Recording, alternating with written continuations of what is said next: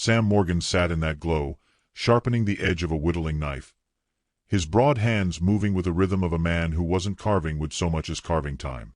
The figure in his lap had no clear form, just a lump of pine softened by calloused fingers. He wasn't in a hurry to shape it. Truth was, most days, he wasn't in a hurry to do much at all. He hadn't always been this way. Before Abigail died, Sam used to laugh, used to hum while he worked. There were bees then, and chickens scratching near the coop, and flowers. God, how Abigail loved her little garden. Wild tulips, soft-bloomed prairie roses, blue flax. After she passed, the garden grew into weeds, then snow, then nothing. He never had the heart to plant again. Outside, the storm thickened its grip on the land. Snow fell not in flurries, but in slow, deliberate sheets, covering the world inch by inch. Sam glanced at the fire, stirred it once with the iron poker, and leaned back in his chair with a long, empty breath.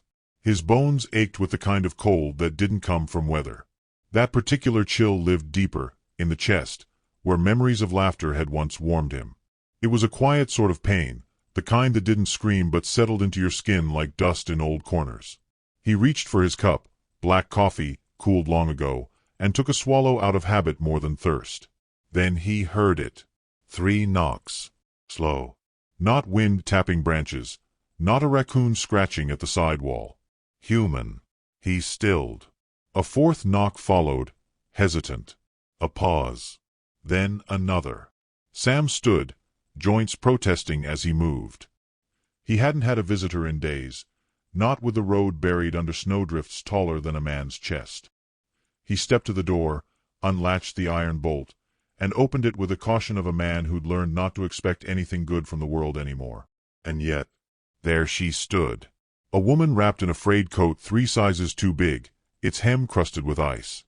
Her hat was gone, hair tangled and damp from snow. Behind her, huddled beneath a single threadbare quilt, were 3 children, no taller than his knee, bundled in wool and fear. Her eyes met his. Wide, uncertain, but still bright with something that hadn't yet surrendered. She didn't speak. She didn't have to. Sam felt the plea in her breath, in the way her knees seemed close to buckling but hadn't yet. He stepped aside without a word. She guided the children in with stiff arms and murmured reassurances too quiet to hear. Sam closed the door behind them, bolting it against the storm once more. They stood near the hearth, silent, dripping, the smallest child, golden-haired and wide-eyed, holding a soggy ragdoll to her chest like a lifeline. Sam added a log to the fire. Sparks leapt, and light bloomed across the room, painting warmth onto their pale faces. Still, they said nothing. Finally, the woman's voice came. Low. Hoarse. We walked 3 days. The wagon wheel broke east of Bitter Ridge. I couldn't carry them all at once. Sam nodded, more to acknowledge than to answer. She continued, voice steadier now. I'm Rachel. These are mine, Finn, Theo, and Sadie. The boys nodded shyly. Sadie just blinked, doll clutched tighter. You lost? He asked, voice gravelly from disuse. No, she said. Left. That one word held multitudes. Sam didn't press further. He motioned to the chairs near the hearth. Sit. Dry off. I'll fetch something warm. They did as told. He returned minutes later with broth, simple and thin, but hot. The children didn't wait. They devoured the bowls with quiet urgency, Rachel watching them instead of eating her own. You should eat, Sam said. I will, she replied. But her eyes stayed on her children. He studied her then, not with judgment, but with the cautious attention of someone who'd once known what it was to be needed and hadn't been since. Her face was sharp with hunger and pride. He could tell it cost her something to accept his help, but more to ask it. Once the children finished, they curled against one another on the braided rug, Sadie between the boys. Sam fetched an extra quilt from the cedar chest and laid it gently over them. Rachel watched him closely. You alone here? She asked, not unkindly. He gave a small nod. Been that way 2 winters now. Her eyes softened. I'm sorry. He shrugged. Storms come. Sometimes they don't leave. For a long moment, neither spoke. The fire crackled and popped, filling the space between them. Then, she said, almost in a whisper, I tried to go west. To Montana City. Had family waiting, or so I thought. My husband, he turned back when we ran low on food. Said I'd made my bed coming out here. Sam looked at her then, fully. He left you. In winter. With children. She gave a small nod. There was no storm then. Just silence. Sam didn't answer. Instead, he poured her a fresh cup of coffee and slid it across the table. She took it with both hands, letting the heat soak into her skin. Her fingers trembled slightly. He didn't ask if from cold or something deeper. You can stay, he said quietly, till the road clears. She met his gaze again. There was something unreadable in her face, part hesitation, part relief. Thank you, she whispered. No need. Not yet. He returned to his chair and picked up the half-shaped wood in his lap. The silence that followed was no longer empty. It had grown companionable, the kind that doesn't require filling. He noticed, suddenly, the way the children breathed in rhythm. The way Rachel tucked her coat closer, not to shut him out, but to keep herself steady. The fire popped again. The storm raged outside. But inside, for the first time in many months, Sam felt the air shift. Not warm yet, but warming. He watched Rachel as she sipped her coffee, her eyes tracing the flicker of flame. She wasn't resting, not fully, but the guard around her had loosened, just slightly. Enough to let in light. Enough to let him wonder if perhaps, come spring, the weeds outside might be coaxed into bloom again. But that was a thought for later. For now, the snow fell, the candle flickered, and the small cabin held 5 lives that had, by fate or storm, come to share its breath. Sam didn't believe in miracles anymore. But he did believe in doors that opened when they shouldn't have. And sometimes, that was enough. By morning, the storm had laid its fury down like a tired beast, blanketing the plains in a hush so deep it seemed the world was holding its breath. The snow shimmered with untouched grace, untouched except for the fading prints that led to Sam Morgan's door, faint signs of desperation now swallowed by sleep and warmth. Inside, the cabin smelled of ash, broth, and the faint sweetness of pine. Rachel stirred before the children, her eyes opening not with panic, but the cautious awareness of a woman who had trained herself to rise before trouble could. She sat up on the floor where she'd laid her thin coat for a pillow and reached instinctively toward the quilt-covered mound where her children lay. All 3 breathed in gentle syncopation, their cheeks flushed now with heat instead of cold. She rose carefully, avoiding the creaking boards near the hearth, and stepped into the kitchen corner, where Sam was already moving, quiet as the dawn, stirring a pot over low flames. You slept, he said without looking up. I tried. She pulled her coat tighter around her shoulders. Thank you. For last night. He gave a slight nod, the kind that carried weight instead of words. He handed her a bowl of oats cooked thick with a pinch of salt and a spoon already warm from his hand. She took it with both hands and sat by the window, watching the horizon ease into pale blue. The sky seemed fragile, like if you breathed too hard it might shatter. Storms passed, Sam said. But the trail's gone. You won't find it for days. I'm not trying to find it. She didn't look at him when she said it, and he didn't ask her to. The children woke slowly, blinking into the golden light. Theo sat up first, rubbing his eyes with grimy fists, then Finn, who yawned like a cat and crawled toward the fire without a word. Sadie, smaller and softer than her brothers, stirred last, holding tight to the threadbare doll that hadn't left her grasp even through sleep. Come on, Rachel called softly. Wash up. There was no resistance. They moved toward the basin Sam had set near the back door, where a bucket of meltwater waited. They'd learned not to ask questions where survival was concerned. Sam watched them from a distance, noting the way Sadie leaned her head into Rachel's shoulder while Theo stood in front of the bucket, shivering but determined. These children, he realized, had already lived through more than most men he'd known. And Rachel wore her strength like a hidden seam in her dress. Nothing about her was loud, but everything about her was enduring. As the day warmed, Sam stepped outside to tend to the livestock. His boots broke the frozen crust of snow, and the cold bit at his cheeks. Inside the barn, he fed the animals, his movements slow and measured. His thoughts stayed with the people inside the cabin. Not just as guests now, but as a presence he couldn't ignore. When he returned, the cabin was changed in the smallest of ways. Rachel had swept the floor, laid out the children's wet clothes near the fire to dry, and mended the hem of one of his old shirts that had frayed at the cuff. She didn't ask permission. She simply moved with the care of someone who knew that restoring order was another way of praying. "You didn't have to," Sam said, stepping out of his coat. "I know," she replied, tying off her thread. "But it helped me feel like I belonged, at least for a minute." He studied her, the way her hands moved with purpose, the way her voice carried no bitterness, only clarity. He wondered when she'd last heard someone say she didn't need to earn her place. The children were less guarded now. After breakfast, Finn had found an old wooden horse on the shelf above the mantel, a toy Sam had carved long ago, never played with, kept more out of memory than use. "You make this?" Finn asked, holding it up. Sam nodded. "Years ago." "It's good," the boy said, inspecting it as if it were a treasure. "Can I show Sadie?" "You can keep it," Sam said. Finn grinned, rare and sudden. It struck something small and startling in Sam's chest. It felt like hearing a song he hadn't realized he missed. By afternoon, the cabin hummed with a quiet sort of life. Sam cut more wood while Rachel boiled water to wash the children's socks. Finn followed him outside to help stack kindling. They worked side by side without much conversation, though Finn asked about the axe, about the best trees for splitting, about how to tell good firewood from bad. Sam answered each question with the same calm rhythm he used with animals or tools. He noticed how quickly the boy watched and learned.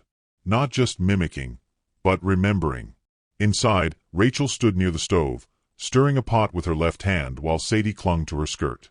Theo sat near the window, a small scrap of paper in his lap, attempting to draw the wooden horse with a piece of charcoal. The air was warmer now, not just from the fire, but from presence, from belonging.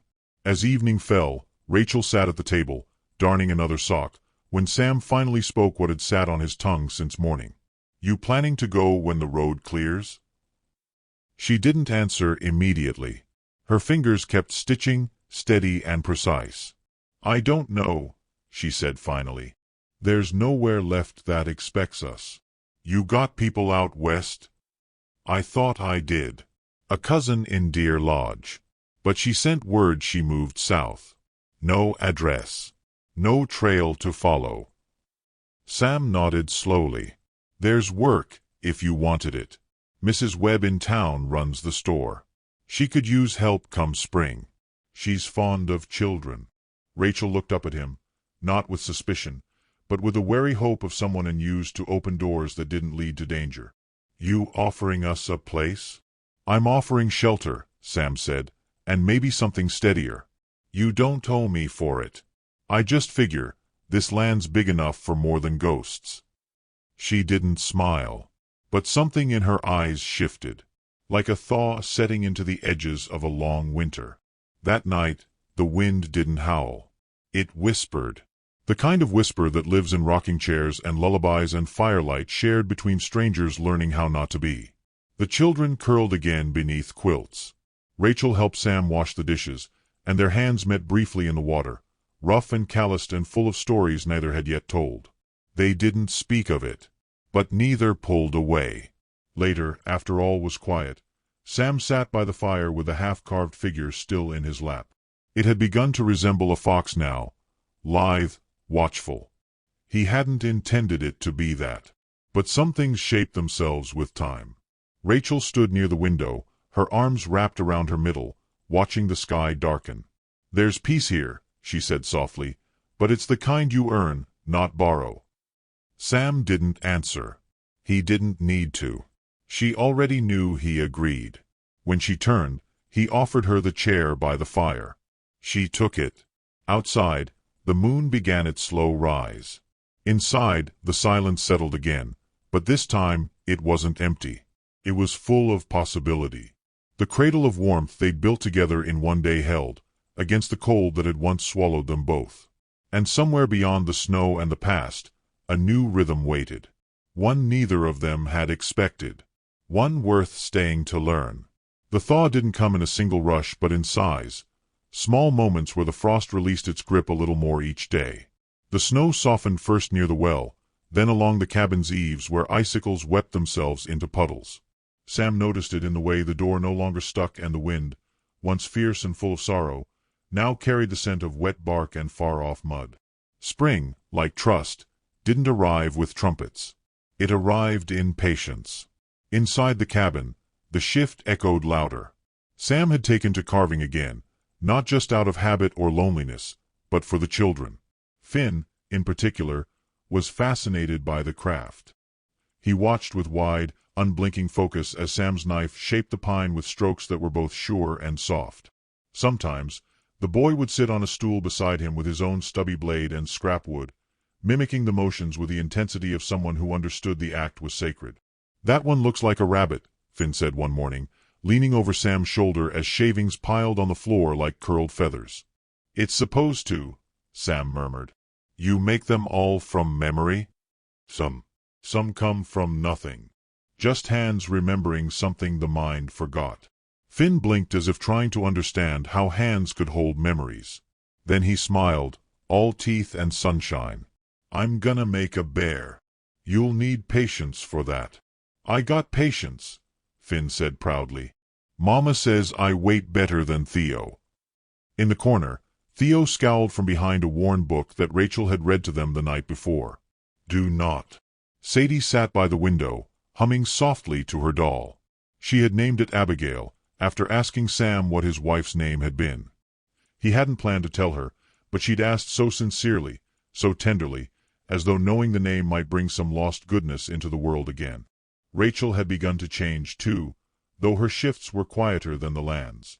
She still moved like someone expecting the floor to collapse beneath her at any moment, but there were cracks in the caution now, moments when her smile arrived without resistance or when her eyes lingered a second longer on Sam than they had before.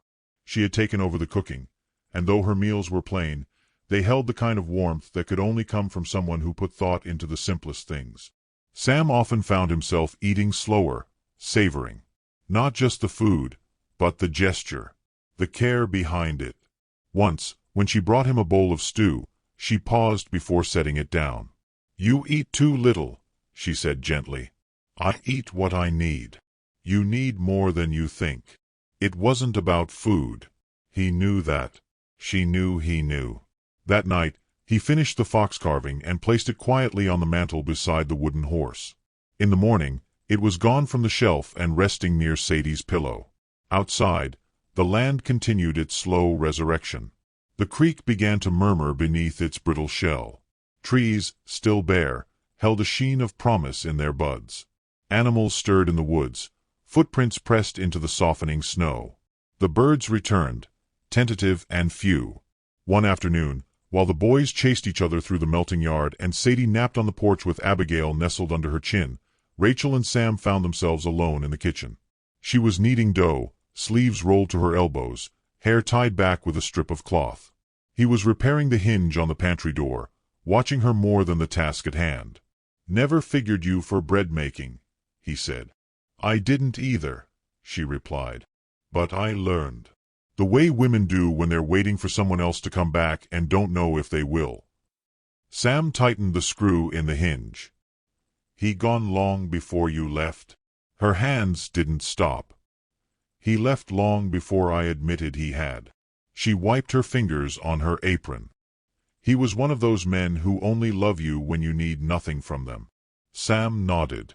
"There's plenty of them." She glanced at him, and something passed between them, an understanding, aged and earned. "You ever wish you'd left instead of stayed?" she asked, voice quieter now. He met her eyes. "Sometimes. But I'd have carried her absence either way. At least here, I know the weight of it." She looked down, pressed her palm into the dough. "Grief's strange. You think it'll hollow you out, but it fills you instead. Makes a room in you you never planned to furnish.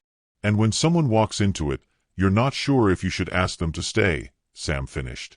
Rachel gave a small smile, sad but genuine. Exactly that. They didn't speak after that. The silence between them had shifted. Less absence, more invitation. That night, Theo woke with a fever. He whimpered through his dreams, brow damp, cheeks flushed.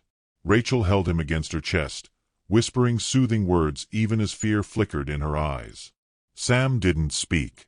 He fetched cool cloths, boiled water, checked his stores for dried willow bark. He sat beside Rachel through the worst of it, watching as she rocked her son and whispered stories about green meadows and birdsong. "You can sleep," he said once, his voice low. "I won't," she replied. "Not until he's through it." "He will be." "How do you know?" "Because you're still here."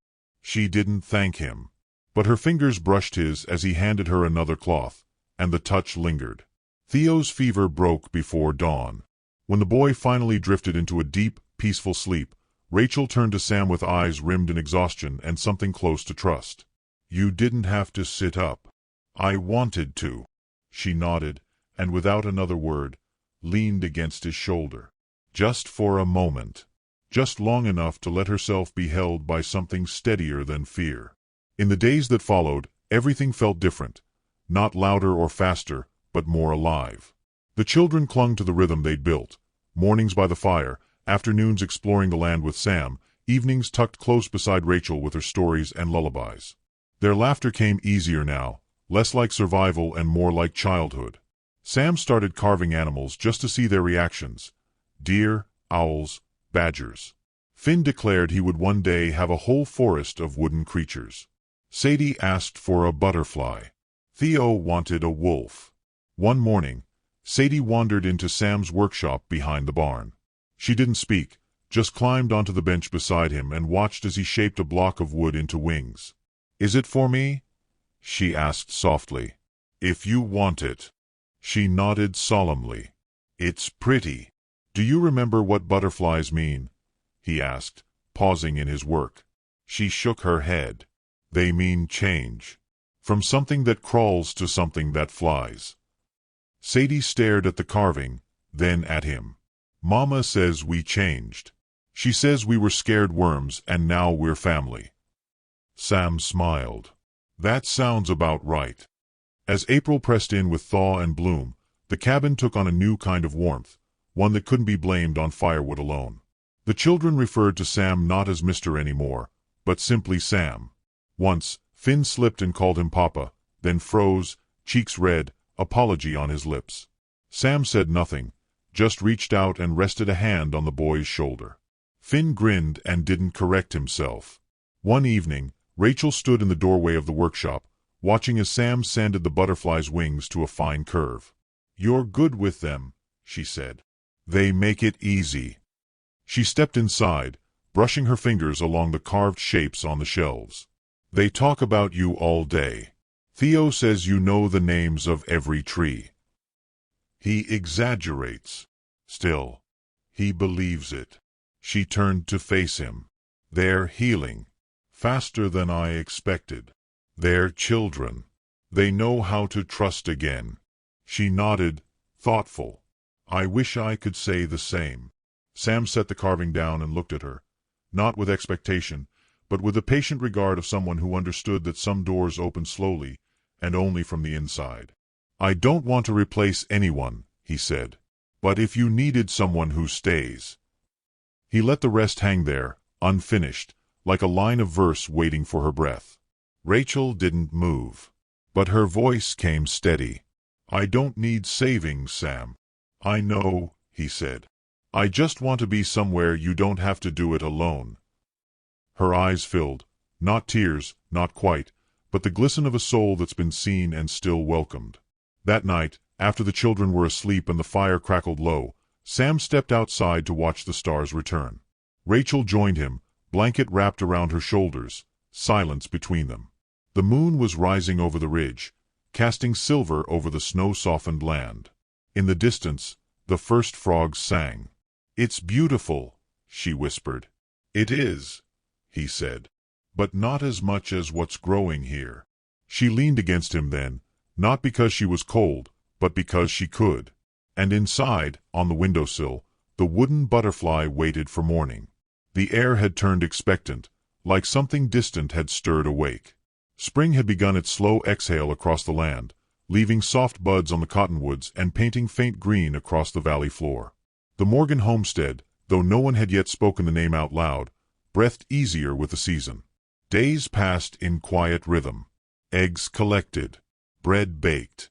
Children barefoot in wet grass. Sam carved with one window open now, his hands working smoother than before, his mind less haunted. Rachel spent mornings in the garden patch they dug together, sleeves rolled to her elbows, hair tangled in the wind. The children called the creek theirs. Sadie had a favorite tree. Nothing thunderous marked their days, but there was a fullness in the stillness, like being inside a held breath that no longer needed to be released. And then came the rider. It was late afternoon when the dust rose like a warning from the southern trail. Sam saw it from the barn first, a thin line of earth disturbed beneath a pale sky. One rider. Fast. No wagon. No gear. Just a man on a dark gelding, cutting the land like it owed him something.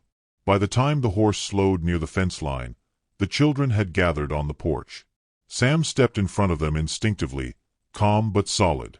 Rachel emerged from the cabin with a damp cloth in her hand and stilled the moment she saw the man dismount. He was tall, angular, his face sharp in a way that suggested charm once used like a blade. Dust clung to his coat, but his boots were polished. His smile didn't reach his eyes. "Rachel," he said with mock surprise. "Well, ain't this sweet?" She didn't speak. "Been a long ride," he went on. "Heard tell you were here. Took me a few towns to find the right whisper. But I reckon you weren't tryin' to be too hidden. Figured a woman like you wouldn't last out here long without attaching herself to someone." Sam stepped forward, voice even. "Who are you?" The man turned to him, looked him up and down. "Randall Byrne. Husband. Father. Depending on the day." Rachel's jaw tightened. The cloth in her hand trembled before she tucked it into her apron. She didn't move toward Randall. Didn't blink either. "You're not welcome here," Sam said, calm but final. Randall gave a soft laugh, too smooth. "I believe I still have a say. Those are my children, aren't they? Looks like you've been keeping them from their rightful family." "You left them to die," Rachel said, her voice clear, steady. "You turned your back when we needed a fire, a meal, a home." "I made a mistake," he said, hands raised in mock surrender. "What man hasn't? But they're still mine. By law." "No court recognizes abandonment as a claim to kin," Sam said. Randall looked at him long, slow, lips twisting into a grin that had once likely charmed saloon girls and card dealers alike. "And you're who exactly? Her lawyer? Or just the poor fool she latched onto next?" Sam didn't answer. He didn't have to. Rachel stepped beside him, her voice low but firm. "What do you want?" "Custody. My kids. My rights. You can stay if you want, but they come with me. And I'm taking them tomorrow." The children watched from behind the porch rail, wide-eyed and confused. Sadie clutched Abigail the doll to her chest like a lifeline. "You can't just take them," Rachel said. Randall's expression hardened. "I can. And I will. Don't make me bring the sheriff into it." He mounted his horse again, not in haste, but with the swagger of someone used to getting what he demanded. "You've had your little fairy tale. Time to wake up." He rode off without looking back. Dust swallowed his trail, but his words clung to the air like smoke. That evening, silence fell heavy in the cabin. The children didn't ask questions. They'd learned when to stay quiet. Rachel paced in the kitchen, her steps methodical, but her hands shook as she folded towels that didn't need folding. Sam sat at the table, sharpening his blade out of habit. "He can't take them," she said finally, voice barely above a whisper. "But he will. He'll bring papers or worse. He knows the kind of men who carry words like weapons." Sam nodded slowly. "We can fight him. But it won't be easy. Law favors the man with the claim, no matter how false. Her breath hitched. I won't marry again just to protect my children. I won't trade one prison for another. You wouldn't be. She looked at him then, eyes fierce beneath the sheen of fear. Even if you're kind, Sam. Even if I trust you. That's still not freedom. I'm not offering marriage, he said. I'm offering to stand beside you. In front of him, if need be. She sat down across from him, her hands tightening in her lap. I thought we were safe. You were. You are. But shadows don't knock. They let themselves in. The next day, Randall returned, not alone. A man rode beside him, wearing a badge and a frown too neat to be real concern. Sheriff Malloy from the next town over. Known to some as just. Known to others as bought. They dismounted without ceremony, the sheriff stepping forward with papers in his hand. Ma'am, I've been informed you've been keeping your children from their father. According to this petition, signed and sworn by Mr. Byrne here, the children are to be returned under temporary custody while the courts sort the rest. Rachel stepped onto the porch, her voice calm but shaking at the edges. He abandoned us. I have witnesses. He left us to die in the snow. You have proof of that? Sam stepped beside her. You've got half the town who saw her come out of that storm with nothing but will. She's worked, she's built a life here. Those children are alive because of her. The sheriff glanced at Randall, then at the cabin, then back at the paper. That may be. But a judge will decide. Until then, the children go with their father. Rachel's knees buckled slightly.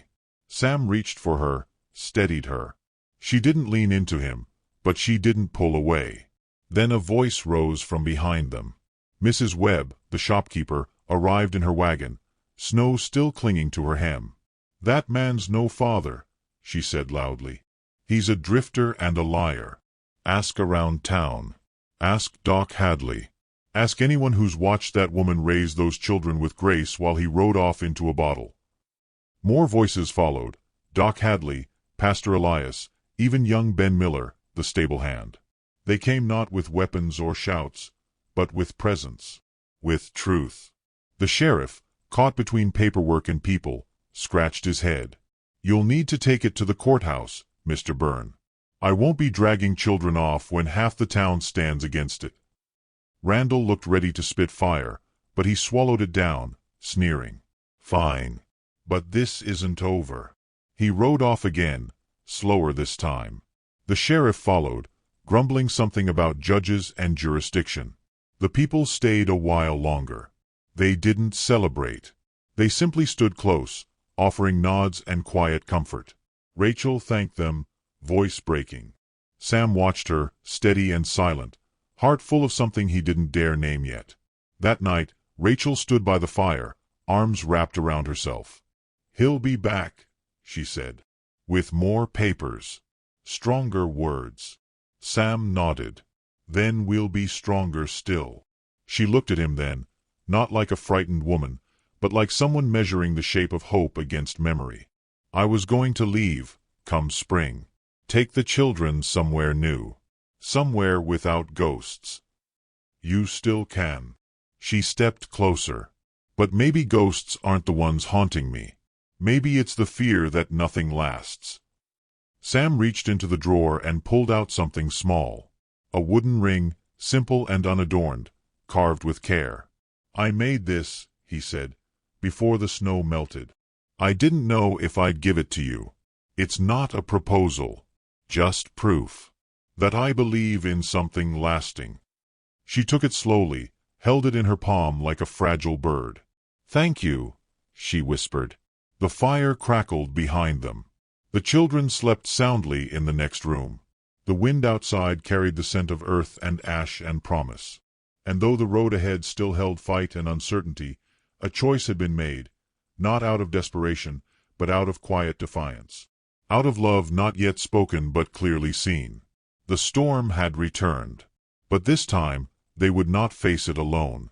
The final snow came late that spring, unannounced, like an old memory returning just when you thought you'd outgrown its reach. It fell in soft spirals, gentle and strange, laying a lace of white across the greening hills. It didn't stay long, but it was enough to remind everyone that the past, like winter, doesn't always retreat when asked. Sometimes it lingers, quiet and watchful, waiting for a weakness to return. Rachel stood by the window that morning, watching the snow dust the garden bed where sprouts had only just begun to show. Her breath left a small cloud on the glass, her fingers tucked tight into the sleeves of Sam's shirt, the one she'd started wearing on cold mornings. It didn't belong to her.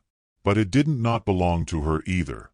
Much like this place, this man, this new version of a life she'd never dared imagine. Behind her, the cabin was warm with the sounds of morning, wood popping in the stove, Finn arguing gently with Theo over who would feed the chickens, Sadie humming to her doll as she braided its yarn hair. Sam sat at the table, carving a small piece of ashwood into the shape of a bird mid-flight. He looked up once, just briefly, and caught Rachel's reflection in the window. She didn't turn, but she knew. The quiet was broken by the sound of hooves. Not just one. Several. They arrived not in anger, but in force, a thudding certainty across the half-frozen earth. Sam stood quickly, eyes narrowing. Rachel moved to the door before he could, her hand resting on the knob, heart already racing faster than her breath. Outside, Randall Byrne dismounted with a slow, calculated grace. He wore a coat he hadn't owned before, new, pressed, too clean for a man who lived hard. Behind him, two men in fine clothes stepped down from their horses. One held a briefcase. The other wore a judge's insignia pinned beneath his collar. The law had come with a stamp this time, not just the threat of it. Randall's smile widened as Sam stepped onto the porch beside Rachel. "Told you I'd be back." She didn't answer, didn't look away. The man with the briefcase opened it without a word and withdrew a thick document. "This is a ruling," he said flatly, "granted by the circuit judge after testimony provided in absentia by Mr. Byrne. It grants him immediate custodial rights to the children, pending further review. You are ordered to relinquish them into his care." Sam's hand tightened around the porch post. "They belong here." The judge himself stepped forward. His face bore the tired bureaucratic weight of a man who'd long ago stopped listening to truth in favor of structure. "We don't decide on heart," he said. "We decide on law. And by law, Mr. Byrne is the surviving father. You can challenge it, but not here. Not today." Rachel stepped forward. Her voice, when it came, was not loud, but it was clear. "These children haven't known safety until they knew this home. This man," she nodded to Sam, "has fed them, kept them warm, taught them what it means to be steady." "Steadiness," Randall scoffed. "That what you call hiding behind another man's roof?" Sam turned to him then, not with fire, but with something colder. "Older. I gave them a place to heal. Not to forget, but to grow." The judge sighed. "Ma'am, unless you have legal guardianship, you have no authority to object." "I'm their mother." "You're a woman without a husband," Randall cut in. "And this man is nothing to them." Sadie appeared on the porch before anyone noticed she'd slipped outside. She clutched her doll and stood between Sam and Rachel, her eyes wide and unblinking. "He is," she said. "He's everything." The silence that followed was unnatural, heavy. The judge hesitated, eyes narrowing. "I'm sorry," he said eventually, "but she's a child. And emotion doesn't overrule jurisdiction." The second man moved toward the door. Rachel stepped in front of him. Sam's voice came from behind her, steady. "We're going with you." All heads turned. Sam looked only at Randall. "You want to make your claim? You want to rip them away? Then do it in front of a proper court. With witnesses. With eyes. You want this to be legal. Make it public." Randall faltered, the crack in his swagger visible now. He hadn't planned for resistance wrapped in dignity. "You've got your ruling," Sam went on, "but I'll bring every soul from this town to testify what you are. I'll ride to Helena myself if I have to. And I won't stop." The judge's mouth twisted. "You challenging this?" "I'm invoking right of appeal under Homestead Sanctuary. There's precedent." You're not a blood relative. Sam nodded. I'm not. I'm something more. I chose them. The judge stared, then glanced at the lawyer, who shrugged with annoyance. He can file. It'll delay enforcement. Maybe a week. Then that's what we'll do, Sam said. The men conferred in low tones, clearly unhappy to be tangled in a matter no longer neat. Randall tried to interject, but the judge raised a hand. We'll reconvene in county court. 3 days' time. Until then, the children stay. They left without shaking hands. The snow had stopped by then. The porch remained crowded with the weight of what almost happened. Rachel turned to Sam. You knew the law? I learned it when I lost Abigail. There's a lot you read when you can't sleep. She looked down at Sadie, still clutching her doll. Then up again. You stood in front of him. You put yourself between us. I will again, Sam said. As long as you let me. The fire inside had gone low. Sam tended it while Rachel sat with the children, brushing hair back from their faces, whispering that they were safe.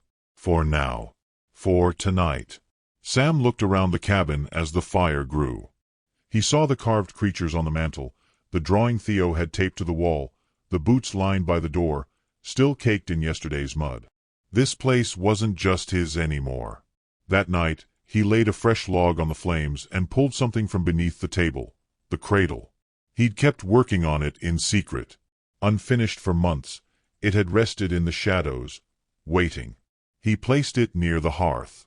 Rachel saw it. Her breath caught. You made that, she said, voice hushed. For what might come. You still think we'll need it? I don't think anything, Sam said. I just hope. She moved to the cradle, ran her fingers over its smooth edge. I'm afraid, she said. I've lived a long time with the kind of fear that hides in your bones.